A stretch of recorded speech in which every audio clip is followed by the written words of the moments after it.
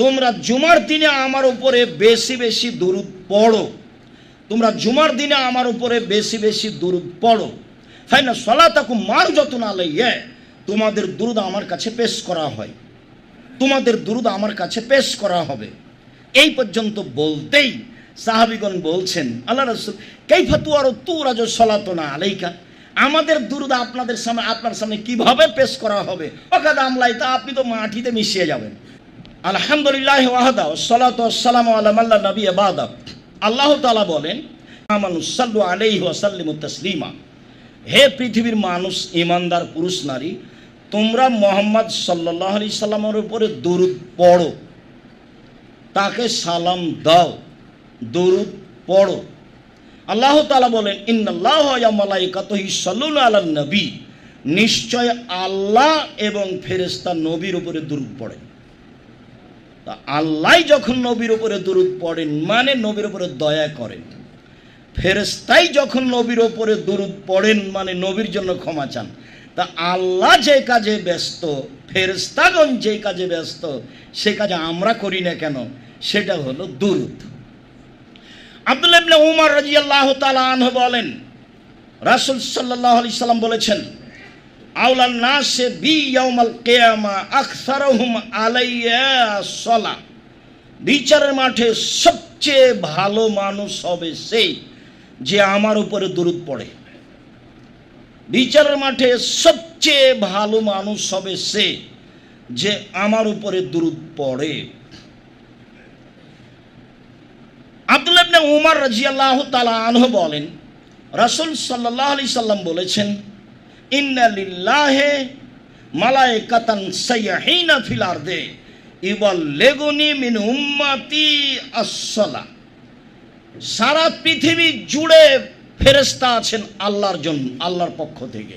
সারা পৃথিবীতে যখনই মানুষ মুহাম্মাদের উপরে দুরূদ পড়েন তখন সেই দুরূদ আল্লাহর কাছে ফেরেশতারা পৌঁছিয়ে দেন, সেই দুরূদ মুহাম্মদ সাল্লাল্লাহু আলাইহি সাল্লামের কাছে পৌঁছিয়ে দেন।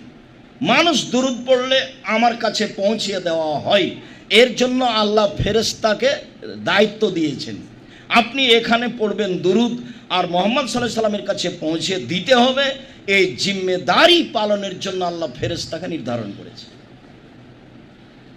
আবু হুরায়রা রাদিয়াল্লাহু তাআলা আনহু বলেন, রাসূল সাল্লাল্লাহু আলাইহি সাল্লাম বলেছেন, মা মিন রাজুলিন ইউসাল্লি আলাইয়া ইল্লা রাদ্দা আলাইহা রূহি হাত্তা আরুদ্দা আলাইহা সলাহ, যখনই কোনো মানুষ আমার নামে দুরূদ পড়ে তখন আল্লাহ আমাকে আত্মা ফেরত দেন, তখন আমি তার দুরূদের উত্তর দিই।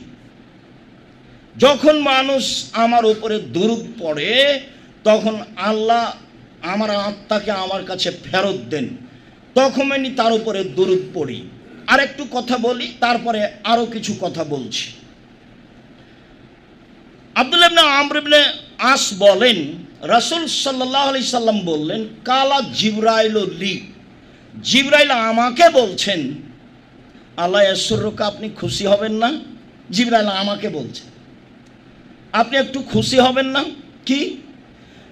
ইন্নাল্লাহ ইয়াকুলু, আল্লাহ তাআলা বলছেন, মুহাম্মদ মান সাল্লা আলাইকা সাল্লাইতু আলাইহি, যে ব্যক্তি তোমার উপরে দুরূদ পড়বে আমি মুহাম্মদ সাল্লাল্লাহু আলাইহি সাল্লাম তার উপরে দুরূদ পড়ব, তার উপরে দয়া করব, আমি আল্লাহ তাআলা তার উপরে দয়া করব।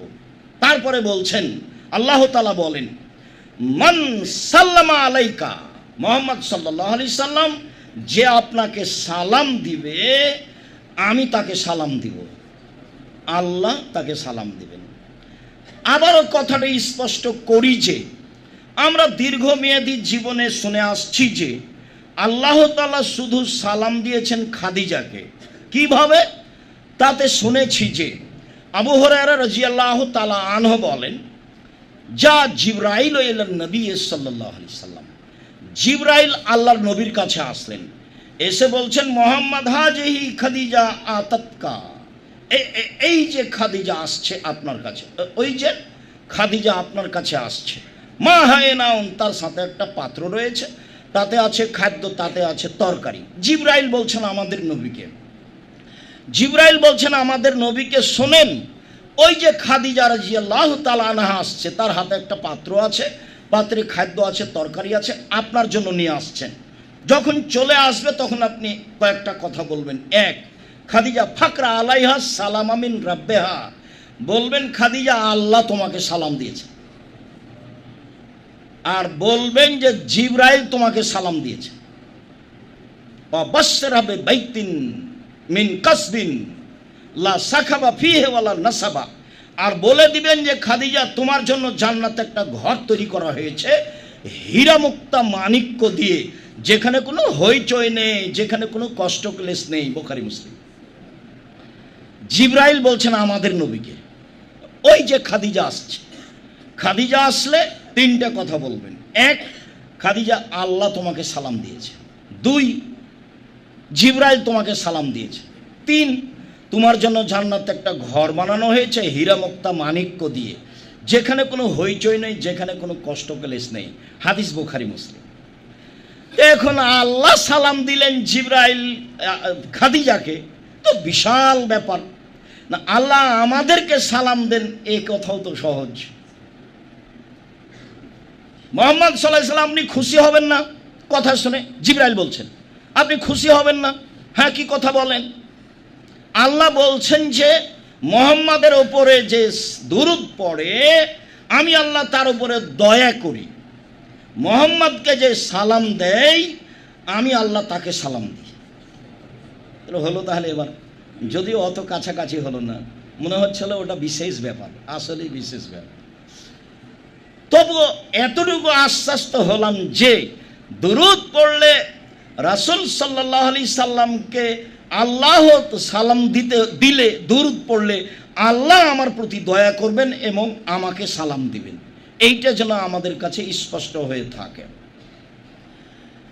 আবু হুরায়রা রাদিয়াল্লাহু তাআলা আনহু বলেন রাসূল সাল্লাল্লাহু আলাইহি সাল্লাম বললেন, ইন্না মিন আফজালি আইয়ামিকুম ইয়াউমাল জুমআ, পৃথিবীর মানুষ শুনে রেখো তোমাদের দিনগুলির মধ্যে সবচেয়ে উত্তম দিন হচ্ছে জুমার দিন। তোমাদের দিনগুলির মধ্যে সবচেয়ে উত্তম দিন হচ্ছে জুমার দিন। ফিহে ইয়াউমাল কিয়ামা, জুমার দিনে কিয়ামত ঘটবে। ফিহা নাফকা, জুমার দিনে সিংহায় ফুঁক দেওয়া হবে। অসাকা, জুমার দিনে পৃথিবী ভেঙে চৌচির খণ্ড খণ্ড হয়ে যাবে। এরপরে বলছেন শোনো, ফাকসিরু আলাইয়া ইয়াউমাল জুমা আসসালা, তোমরা জুমার দিনে আমার উপরে বেশি বেশি দুরূদ পড়ো। তোমরা জুমার দিনে আমার উপরে বেশি বেশি দুরূদ পড়ো। ফাইনা সালাতাকুম মারজাতুন আলাইয়া, তোমাদের দুরূদ আমার কাছে পেশ করা হয়, তোমাদের দুরূদ আমার কাছে পেশ করা হবে। এই পর্যন্ত বলতেই সাহাবীগণ বলছেন আল্লাহ রাসূল কাইফা তুরাজু সালাতুনা আলাইকা, আমাদের দুরূদ আপনাদের সামনে, আপনার সামনে কিভাবে পেশ করা হবে? ওকাদ আমলাইতা, আপনি তো মাটিতে মিশিয়ে যাবেন, হাড় হাড্ডি কোথায় মাটিতে গলে যাবে, আর আপনাকে আমাদের দুরূদ পেশ করা হবে মানে? তখন আল্লাহ রাসূল বলছেন শোনো, ইন্নাল্লাহ হাররামা আলাল আরজে আন তাকুল আজসাদাল আমবিয়া, নিশ্চয় আল্লাহ তাআলা মাটির ওপরে হারাম করেছেন যে নবীদের লাশকে খেয়ে ফেলবে। তাহলে নবীদের লাশ একবারে হুবাহু তাই আছে, আদম থেকে নিয়ে কিয়ামত পর্যন্ত কিভাবে আছে, যেভাবে রেখেছেন সেভাবে আছে, কিভাবে থাকে যেভাবে রাখেন সেভাবে থাকে, কিভাবে থাকবে যেভাবে রাখেন সেভাবে থাকবে।